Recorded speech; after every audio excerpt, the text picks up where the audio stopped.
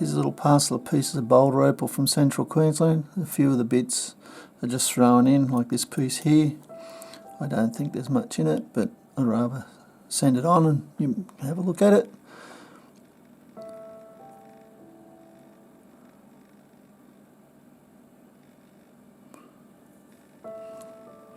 Bit of matrix.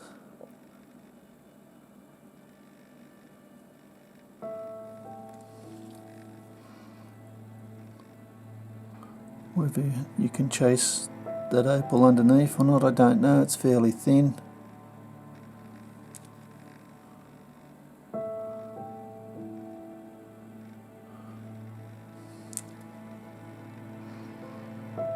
That bit I've just thrown in. It's got a little bit of colour there, but not a lot. So these little nice eyes of colour there.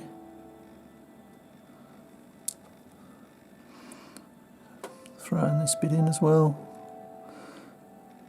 It's got a thin line there, but it's probably too thin and to get anything out of it. But if you get something well and good, another piece of like matrix like material, you might be able to get a bit more of this brown off, brown stone. But it is very thin. Nice little piece. It's a nice little stone.